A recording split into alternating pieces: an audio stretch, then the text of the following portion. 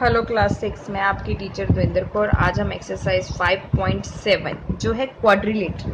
अब पहले क्वाड्रिलेटरल्स का मतलब समझो। देखो, कोई भी 4 साइडेड फिगर जो होती है, मतलब 4 साइड वाली फिगर, ये 4 साइड वाली फिगर है, 1 2 3 4 4 साइड हो गई, क्योंकि 3 साइड वाली जो फिगर थी वो तो हमारी ट्रायंगल थी, 1 2 3 ट्रायंगल हो गया।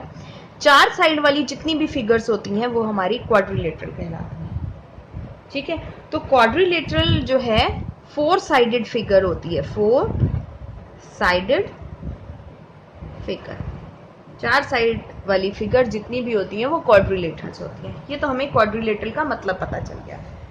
अब आपकी बुक में जो क्वाड्रिलेटरल है वो कुछ इस तरह से है कि जैसे स्क्वायर है, पैरेललोग्राम है, रेक्टेंगल है, रोम्बस है। तो इसके बारे में हम कुछ प्रॉपर्टीज पढ़ेंगे। ठीक है, पहले हम स्क्वायर के बारे में पढ़ लेते हैं। स्क्वायर के बारे में जो है सिंपल प्रॉपर्टीज है। देखो, स्क्वायर हमें पता है, स्क्वायर जो है ऑल साइड्स। स्क्वायर में क्या है, एक ऐसा एक ऐसा क्वाड्रिलेटरल है जिसकी चारों साइड्स जो होती हैं इक्वल होती हैं और एंगल भी इक्वल होती हैं। तो पहली प्रॉपर्टी तो यहीं से निकल गई कि ऑल साइड्स आर इक्वल और ईच एंगल इज 90 डिग्री। आप देख सकते हो यहाँ पर सारे एंगल 90 डिग्री के बनते हैं और स्क्वायर जो है उसकी सारी साइड्स इक्वल होती हैं। ठीक है, मतलब A B B C C D सब इक्वल होंगे, एंगल भी सारे इक्वल होंगे। ये तो हो गया स्क्वायर। स्क्वायर जो होते हैं इसके जो डायगोनल्स होते हैं, अगर हम स्क्वायर की जो बात करें, उसके जो डायगोनल का मतलब होता है कॉर्नर से कॉर्नर पे जो लाइन जाती है, कॉर्नर टू कॉर्नर। ये जो बाइसेक्ट करती है ना, बाइसेक्ट का मतलब मैंने आपको बताया था जहां पर कट होते हैं। तो जहां पर ये कट होते हैं ना वो 90 डिग्री पे होते हैं। तो एक प्रॉपर्टी और हमें पता चल गई, all diagonals of square are equal. Diagonals जो होते हैं वो इक्वल होते हैं, diagonal are equal and bisect each other at 90 degree. 90 degree पे बाइसेक्ट करती है। ये है स्क्वायर की प्रॉपर्टी, दैट्स इट। ठीक है, मैंने आपको मेन पॉइंट्स बता दिए हैं। स्क्वायर के बाद आता है रेक्टेंगल। ये आपको अपनी नोटबुक में लिखनी है और ये इंपॉर्टेंट है।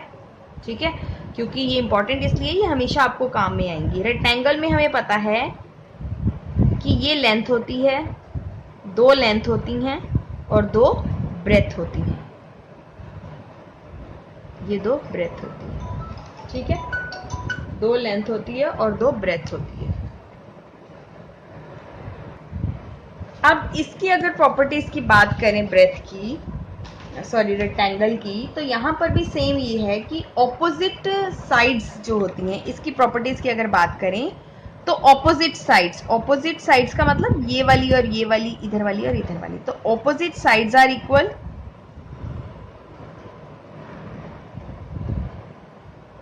ठीक है। उसके बाद इक्वल एंड पैरेलल, कभी आपस में मिलती नहीं है। ठीक है, एंगल इसका भी 90 डिग्री बनता है, ईच एंगल 90 डिग्री। ठीक है, अब डायगोनल्स की अगर बात करेंगे तो इसके भी डायगोनल्स जो हैं मीट करते हैं 90 डिग्री पे। तो सेम स्क्वायर की तरह है, diagonals of rectangle are equal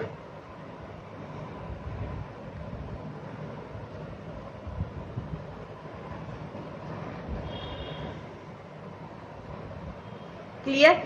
अच्छा, अब ये हो गया रेक्टेंगल का। इसके बाद अगर हम चलें तो करते हैं पैरेललोग्राम की बात। तो यहां पर हम ड्रॉ कर लेते हैं पैरेललोग्राम। और पैरेललोग्राम का हमें पता है कि ऑपोजिट साइड्स जो होती हैं वो इक्वल होती हैं और पैरेलल होती हैं। ये साइड्स कभी भी आपस में नहीं मिलेंगी कहीं पर जाके। ठीक है, तो ये हो गया पैरेललोग्राम।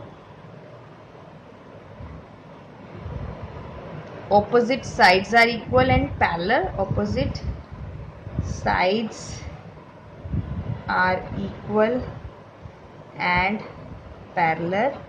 ठीक है, नेक्स्ट है angles are equal angles are equal 90 degree नहीं बनेगा, क्यों? क्योंकि यहाँ पर बाय परपेंडिकुलर नहीं बन रहा, अगर बनेगा तो वो 90 डिग्री हो जाएगा। डायगोनल्स जो है वो बाइसेक्ट करते हैं, एक दूसरे को कट करते हैं, लेकिन कितना कट करते हैं ये हर बार अलग होगा, ठीक है? तो diagonals bisect each other, diagonals bisect each other, ये पैरेललोग्राम हो गया, ठीक है? इसके बाद जो है पैरेललोग्राम के बाद हमारा आता है रोम्बस। तो रोम्बस में अगर हम बात करें, रोम्बस की अगर बात करें तो होता तो पैरेललोग्राम जैसा ही है, लेकिन स्क्वायर की तरह भी होता है, ठीक है? Opposite sides of rhombus are equal, नहीं इक्वल भी और पैरेलल भी। तो all sides are equal, all sides are equal,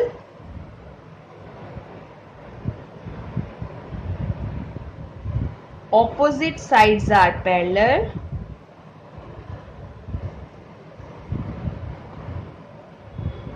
diagonals जो है बाइसेक्ट करेगा 90 डिग्री पर, तो डायगोनल जहां पर 90 डिग्री होगा ना वो 90 डिग्री पर ही बाइसेक्ट करेगा। तो diagonals bisect each other at 90 degree, ठीक है? इसके बाद आता है हमारा आज की बुक के हिसाब से ट्रेपीजियम, लास्ट जो है ट्रेपीजियम आता है। तो ट्रेपीजियम की अगर बात करें, ट्रेपीजियम की अगर हम बात करें तो ट्रेपीजियम जो है इस तरह से होगा, ट्रेपीजियम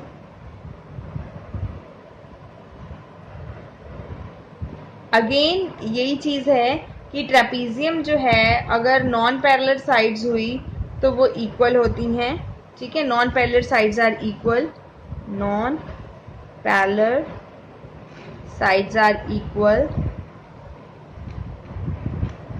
ठीक है? और जो है इसकी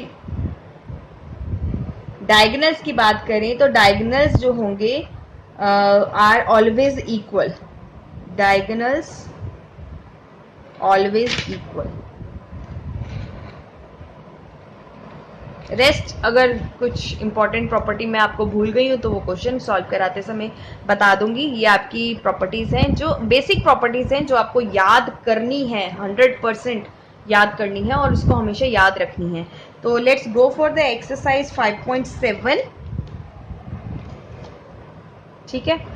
6 क्लास का है 5.7। ट्रू और फॉल्स बताना है, फटाफट से हम ट्रू और फॉल्स बताएंगे और ट्रू और फॉल्स के बाद सेकंड 3 ही क्वेश्चन है इस एक्सरसाइज के। तो फर्स्ट पार्ट है each angle of rectangle is 90 degree. अब आप अपनी प्रॉपर्टीज को फटाफट से ओपन करो जहां पर आपने लिखी है और उस हिसाब से अगर आप देखो तो प्रॉपर्टीज को हमने ट्रू और फॉल्स बताना है। ईच एंगल, रेक्टेंगल का सारे जो एंगल होते हैं 90 डिग्री होते हैं, हाँ जी ट्रू है। The opposite sides of rectangle, rectangle की जो ऑपोजिट साइड्स होती है वो इक्वल होती है, हाँ जी बिल्कुल होती है, ट्रू है। The diagonals of a square, square के जो डायगोनल्स होते हैं वो परपेंडिकुलर बनाते हैं, मतलब 90 डिग्री बनाते हैं, हाँ जी बनाते हैं, ट्रू है। सारी साइड्स जो रोम्बस की होती हैं वो इक्वल होती हैं, हाँ जी बिल्कुल ट्रू है। अच्छा, all sides of parallelogram are equal in red, wrong, false है ये। सारी साइड्स पैरेललोग्राम की इक्वल नहीं होती और ऑपोजिट साइड जो है ट्रेपीजियम की वो पैरेलल होती है, नहीं जी पैरेलल नहीं होती। क्वेश्चन नंबर 1 डन हो गया। आप प्रॉपर्टीज देख लेना और देख कर ये ट्रू और फॉल्स को सॉल्व करना। अच्छा, सेकंड क्वेश्चन है गिव रीजन। अब उन्होंने सिचुएशंस दे रखी हैं, उसको हमें बताना है गिव रीजन करके। तो फटाफट से नोटबुक निकालो, क्वेश्चन सॉल्व करेंगे। फर्स्ट पार्ट है a square can be thought, मतलब एक स्क्वायर ऐसा हो सकता है, सोचा जा सकता है, स्पेशल रेक्टेंगल का हो सकता है। तो किस सिचुएशन में हो सकता है, रीजन देना है हमें। तो फर्स्ट पार्ट का रीजन देंगे हम, a rectangle with all sides equal become a square, become a square. अगर रेक्टेंगल की सारी साइड्स इक्वल कर दें तो वो स्क्वायर बन जाएगा। ठीक है, सेकंड पार्ट है a rectangle can be thought. एक रेक्टेंगल को कैसे सोच सकते हैं? पैरेललोग्राम सोचो, किस सिचुएशन में पैरेललोग्राम होगा? तो उसका रीजन हम देंगे a parallelogram with each angle। अगर एक पैरेललोग्राम का हर angle 90 degree means right angle बना दो तो वो क्या बन जाएगा? Becomes a rectangle, becomes a rectangle. Part three बोल रहा है एक स्क्वायर को सोचो रोम्बस बनाने की, तो कैसे बनेगा एक स्क्वायर रोम्बस? तो rhombus with a rhombus with each angle 90 degree. Rhombus का भी हर एंगल अगर हम 90 डिग्री का बना दे राइट एंगल का तो वो बिकम अ स्क्वायर, तो वो स्क्वायर बन जाएगा। D part, square, rectangle, parallelogram सारे क्वाड्रिलेटरल्स हैं। हाँ, क्वाड्रिलेटरल्स क्या होते हैं? ऐसी फिगर्स जो 4 लाइन सेगमेंट से बनी होती हैं। तो all these are four sided polygons या figures made of line segment. इसका लास्ट पार्ट है E part, square is a parallelogram. Square को पैरेललोग्राम बनाओ तो क्या करेंगे हम? The opposite sides of a square, square की जो ऑपोजिट साइड है उनको पैरेलल बना दो, are parallel, so it is a parallelogram, so it becomes